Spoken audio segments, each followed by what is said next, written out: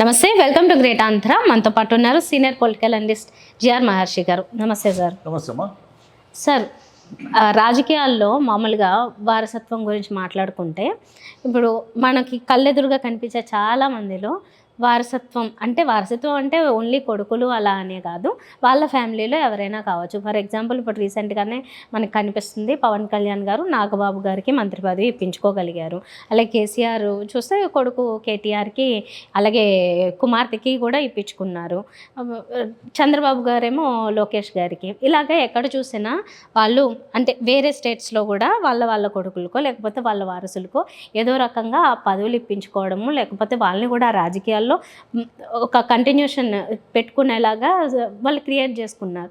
ఒక్క జగన్ గారు తప్ప. ఆయన ఏమని స్టేట్మెంట్ ఇచ్చారు అప్పుడు అంటే, ఒకటే ఫ్యామిలీ నుంచి ఇలా ఉండకూడదని ఏదో ఒక ఇంటర్వ్యూలో చెప్పారు. కాకపోతే వీళ్ళందరూ చేసిన పని ఈయన ఒక్కరు చేయకపోవడం వల్లే షర్మిల గారితో ఇప్పటికీ ఆయన ఆల్మోస్ట్ పదవి నుంచి దిగిపోయేలాగా, ఈ లాస్ట్ టైం ఎన్నికల్లో ఒక రకంగా చాలా డ్యామేజ్ అవ్వింది కూడా కొంతవరకు షర్మిల గారితేనే. ఇప్పటికీ కూడా ఆవిడ ఆపలేదు ఆ యుద్ధం అయితే, అది అలాగే కంటిన్యూ అవుతుంది. ఆ ఒక్క పదవి ఏదో అప్పుడు అడిగారు, ఇవ్వలేదు అనే మనకి వినిపించే టాక్. మరి అది ఇచ్చి ఉంటే ఇదంతా లేకపోయేది కదా, ఈ పంచాయతీ అంతా.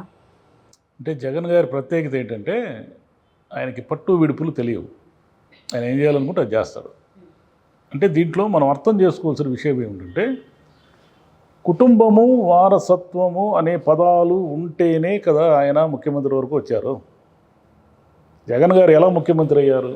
ఆయన అనొచ్చు, నేను పాదయాత్ర చేశాను, నేను కష్టాలు పడ్డాను, నేను పార్టీ పెట్టుకున్నాను, సోనియా గాంధీని వ్యతిరేకించాను, ఎన్నైనా మాట్లాడవచ్చు. ఆయన ఎన్ని మాట్లాడినా ఆయన వెనక ఉన్నటువంటి అండా ధైర్యము ఏమిటి అంటే వైఎస్ రాజశేఖర రెడ్డి గారు. వైఎస్ రాజశేఖర రెడ్డి గారికి ఉన్నటువంటి గుడ్విల్, వైఎస్ రాజశేఖర రెడ్డి గారికి ఒక ముఖ్యమంత్రిగా ఆయన చేసిన పనులు, ఆయనకున్న అపారమైన రాజకీయ సర్కిలు, అపారమైన రాజకీయ అనుభవము, ఇవన్నీ హఠాత్తుగా ఆయన చనిపోవడంతో జగన్ గారికి ఆ వారసత్వంగా వచ్చాయి. అయ్యో తండ్రి చనిపోయాడే, అయ్యో హఠాత్తుగా రాజశేఖర రెడ్డి గారు చనిపోయారే, ఆ బిడ్డ ఇలా కష్టాలు పడుతున్నాడే అనేది చాలా పనిచేసింది. ఈ చాలా పని చేయడంతో పాటు ఆయన కష్టము, ఆయన ఎదుర్కొన్న ఇబ్బందులు, ఆయన పోరాటము, ఇవన్నీ కూడా ఆయన ముఖ్యమంత్రి వరకు తీసుకొచ్చాయి. ఆయన ఒక్కడే ముఖ్యమంత్రి వరకు వచ్చాడా? కేవలం రాజశేఖర రెడ్డి గారి వారసత్వంతోనే ముఖ్యమంత్రి వరకు వచ్చాడంటే, ఎవరు ఏ యుద్ధంలోనూ రాజు మొత్తం సైన్యాధికారులు, వ్యూహాలు, సైనికులు, ఈ బలాలన్నీ కలిస్తేనే ఒక రాజు గెలుస్తాడు. రాజు నేరుగా పోయి యుద్ధం చేసి గెలవడు. రాజు తరఫున యుద్ధం చేసేవాళ్ళు అనేక మంది ఉంటారు. రాజు తరఫున యుద్ధం చేసిన వాళ్ళలో ప్రముఖులు ఎవరు? జగన్ గారి తరఫున పెద్ద యుద్ధం చేసిన వాళ్ళలో షర్మిల గారు, విజయమ్మ గారు ఆయన జైలుకు పోయినప్పుడు వాళ్ళే పాదయాత్ర చేసి, వాళ్ళే ఊరూరు తిరిగి ఆ పార్టీ నిలబడి, ఆ పార్టీ ఉప ఎన్నికలు వచ్చినప్పుడు గెలవడానికి వాళ్ళు మ్యాక్సిమం కారణమైనప్పుడు మరి ఆమె రాజ్యసభ ఇక్కడ కుటుంబంలో ఏం జరిగింది, ఆమె అడిగిందా, ఈయన ఇచ్చాడా, ఇవ్వలేదా, అవన్నీ మనకు తెలియవు. కానీ వాళ్ళ మధ్య విభేదాలకు కారణం ఏమిటి? ఒకటి ఆస్తి తగాదా, రెండు పవర్ తగాదా. అంటే ఆమెని కడప ఎంపీగా ప్రకటించి ఉంటే, లేదా కడప ఎంపీ అవినాష్ రెడ్డి గారికి ఇచ్చేసి రాజ్యసభకు ఆమెను పంపించేసి ఉంటే, లేదా ఏదో ఒక పదవి పార్టీలు ఇప్పుడు ఎవరేం కాదనరు కదా. నాగబాబు గారికి ఇచ్చారు, లోకేష్ గారికి ఇచ్చారు, ఇక్కడ స్టాలిన్ ఉప ముఖ్యమంత్రి చేశారు, ఇక్కడేమో మొత్తం 5 ఉన్నారు కేసీఆర్ కుటుంబంలో. ఆయన అధికారంలో ఉన్నప్పుడు ఉన్నారు కదా. ఆయన మేనల్లుడు హరీష్ రావు దగ్గర నుంచి కొడుకు, కూతురు, ఇంకొక బంధువు సంతోష్ రెడ్డి అనే బంధువు అందరూ ఉన్నారు కదా కేసీఆర్. మరి ఇంతమంది ఉన్నాడు. ఈ దేశంలో ఎవరైనా కుటుంబానికి పదవులు ఇస్తామంటే వద్దంటారా, ఆక్షేపిస్తారా? ఎవరు ఆక్షేపించరు కదా. ఎవరికీ లేని రూల్ నేను మాత్రం సపరేటు, నేను మాత్రం వేరు అని నేను అనుకోవడం వల్ల ఇప్పుడు ఏమిటంటే, పవర్ని ఎప్పుడూ కూడా అందరికీ షేర్ చేయాలి. నేను ఒక్కడనే పవర్లో ఉంటా అనేది నియంత లక్షణాలు. అవి నియంతలు ఏమైపోతారంటే, తర్వాత రోజుల్లో తమ పక్కనున్న లెఫ్టినెంట్లు ఉంటారు. మీరు ఏ నియంత్రణ అయినా చూడండి, ఆ నియంత ఎలా కూలిపోతాడంటే, అతనితో పాటు పనిచేసి అతనితో పాటు ఇప్పుడు ఎలా ఉంటారో మన పక్కన ఉన్నవాళ్ళు మనకు శత్రువులుగా మారితే మనకు చాలా డేంజర్. ఎందుకంటే మన గురించి వాళ్ళకు విపరీతంగా తెలిసి ఉంటుంది. స్వయాన చెల్లెలు శత్రువుగా మారడానికి కారణం ఏమిటి? ఈయన పవర్లో వాటా ఇవ్వకపోవడము. సరే, ఆస్తి తగాదాలు మనకు తెలియదు, వాళ్ళు ఏమేమి మాడుకున్నారు, ఏమి లేదు. కానీ పవర్లో వాటా ఇవ్వలేదు. ఆయన అధికారంలోకి వచ్చిన తర్వాత ఆమె ఒక్కసారి కూడా అమరావతి వైపు రాలేదు, ఆమె మాట చెల్లుబాటు కాలేదు, ఆమెకి ఏమాత్రం ఇంపార్టెన్స్ లేదు అనేది మన కళ్ళ ముందు కనపడిన దృశ్యమే కదా. ఆస్తులు మనకు తెలియదు. కాబట్టి ఆమెకి పదవి ఇచ్చి ఉంటే ఆమె ఈరోజు కాంగ్రెస్ పార్టీ అధ్యక్షురాలు అయి ఉండేది కాదు, లేదంటే గత ఎన్నికల్లో ఈయనకు వ్యతిరేకంగా మాట్లాడి ఉండేది కాదు, పోటీ చేసేది ఉండేది. కానీ షర్మిల గారు ఏం చేశారంటే ఒక తప్పు చేశారు.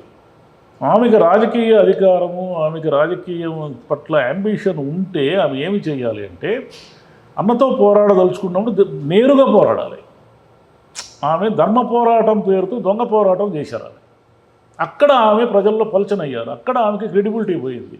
ఆమె నా అన్నతో నాకు విభేదాలు ఉన్నాయి, నేను వైసీపీ పార్టీ కోసం నేను విపరీతంగా కష్టపడ్డాను, 1000 కిలోమీటర్లు తిరిగాను, నన్ను ఈరోజు పక్కన పెట్టి ఇగ్నోర్ చేశారు, నేను ఈ అవమానాన్ని సహించనని ఆంధ్రప్రదేశ్లోనే అన్నను ప్రశ్నించి ఉంటే ఆమెకి ఈరోజు వేరే గుర్తింపు ఉండేది. ఆమె అనవసరంగా తెలంగాణకు పోయి అన్నను బెదిరించే రాజకీయం చేశారు. అక్కడ ఆమె తప్పు చేశారు. ఆమె నేరుగా కనుక ఉంటే వైఎస్ఆర్ కుమార్తెగా ఆమెకున్న క్రెడిబిలిటీ వేరే ఉండేది. ఆమె తెలంగాణలో పోయి పార్టీ పెట్టి చివరి నిమిషంలో పార్టీని కాంగ్రెస్లో కలిపేస్తానని చెప్పి ఆ కాంగ్రెస్ పార్టీ అధ్యక్షురాలుగా ఇక్కడికి వచ్చి కడపలో పోటీ చేసి అన్ని సంవత్సరాలు అన్న పరిపాలన గురించి ఏమీ ప్రశ్నించినటువంటి వ్యక్తి ఉన్నట్టుండి ఒక్కసారిగా అనేక విషయాలు ప్రశ్నించడము, బాబాయ్ హత్య కేసు గురించి మాట్లాడడము, ఇవన్నీ చేయడం వల్ల ఏమైందంటే జగన్కి నష్టం జరిగింది కానీ ఆమెకు లాభం జరగలేదు. కాబట్టి చెల్లెలకి ఆ రోజే ఒక 10 మంత్రి పదవో రాజ్యసభ పదవో ఏదో ఒకటి ఇచ్చేసి ఆమెను కూడా రాజకీయాల్లో యాక్టివ్గా తీసుకొచ్చి ఉంటే ఈరోజు జగన్ గారికి ఇంత సమస్యలు ఉండేటివి కాదు, ఇంతమంది శత్రువులు ఉండేవాళ్ళు కాదు. ఆయన శత్రువుల్ని తయారు చేసుకున్నారు, ఆయనే తయారు చేసుకున్నారు. ఆయన ఏమిటంటే రాజశేఖర రెడ్డి గారి లాగా కలుపుకొని పోయే తత్వం తక్కువ ఈయనకి. రాజశేఖర రెడ్డి గారు ఏమిటంటే శత్రువులనైనా కలుపుకొని పోతారు, ఈయన ఏమిటంటే మిత్రులను కూడా శత్రువులు చేసుకోగలరు. ఎంతమంది విడిపోయారు ఈయన నుంచి మనకి పోయినసారి లెక్కలు తీయండి. జగన్ గారి దగ్గర నుంచి ఆయనకి ఎంతోమంది లెఫ్టినెంట్లుగా ఆయనంటే విపరీతమైన అభిమానము ప్రేమ ఉన్నవాళ్ళు కూడా ఎందుకు ఆయనకు దూరం అయ్యారు? ఇప్పుడు బాలినేని అనే ఆయన ఇప్పుడు ఈరోజు ఆయన మీద అన్ని విమర్శలు చేస్తున్నారు, కానీ బాలినేని శ్రీనివాసరెడ్డి గారు ఎంతో కాలం ఆ కుటుంబానికి లాయల్గా ఉన్నాయనే కదా. ఎంతమంది పేర్లు చెప్పచ్చు మనము? వాళ్ళు ఎవ్వరు కూడా వైసీపీ దరిదాపులేకి రాకుండా పోవడానికి ఏమిటి కారణం? ఈయన వ్యవహారశైలే కారణం. చెల్లెల్ని ఎలా దూరం చేసుకున్నాడు అంటే ఆయనకి పట్టు విడుపు తెలియదు. ఆయన ఏమనుకున్నాడంటే రాజకీయాల్లో 2 కేంద్రాలు ఉంటే ఏమవుతుందంటే పార్టీలు అనవసరమైన సమస్యలు వస్తాయి. పార్టీలో గతంలో ఎన్టీఆర్ గవర్నమెంట్లో ఏం జరిగింది, లక్ష్మీపార్వతి గారు చంద్రబాబు నాయుడు గారు 2 కేంద్రీకృత స్థానాలు ఉన్నాయని ఆరోపణ మీదే కదా ఎన్టీ రామారావు గారిని దించే వరకు పోయారు వీళ్ళు. సరే నిజమో అబద్ధం అనేది వేరే విషయం. చంద్రబాబు నాయుడు గారిని తట్టుకొని లక్ష్మీపార్వతి గారు ఆ రోజు రాజకీయాలు చేసే పరిస్థితి అయితే లేదు, వాస్తవం అది. కానీ ఏమైతేనేమి 2 పవర్ పాయింట్స్ ఉంటే సమస్య అవుతుందనేది ఆ రోజు క్రియేట్ అయింది కదా. ఈయన కూడా ఏమనుకున్నాడంటే నేను ఇక్కడ ముఖ్యమంత్రిగా ఉండగా మళ్ళీ నా చెల్లెలు ఏ రాజ్యసభ ఇంకొక మంత్రి ఏదో ఒక పోస్టులో ఉంటే పార్టీలో ఉన్నటువంటి అనేక మంది అసంతృప్తులు అసహన పరులు అందరూ ఆమె చుట్టూ చేరి లేని సమస్యలు తీసుకొస్తారు నాకు అని ఈయన అనుకున్నారు. కానీ అది కాదు. ప్రపంచంలో ఈ అన్ని యుద్ధాలు కురుక్షేత్రం లాంటి పెద్ద యుద్ధం ఎందుకు జరిగింది? చిన్నప్పటి నుంచి ఒకే ఇంట్లో ఆడుకున్న పిల్లలు కదా వాళ్ళు. ఒకే ఇంట్లో ఆడుకున్న కౌరవులు పాండవులు ఎందుకు యుద్ధం చేశారంటే అధికారం కోసం యుద్ధం చేశారు. అధికారం కోసమో ఐశ్వర్యం కోసమే కదా ప్రపంచ యుద్ధాలన్నీ జరిగిండేది.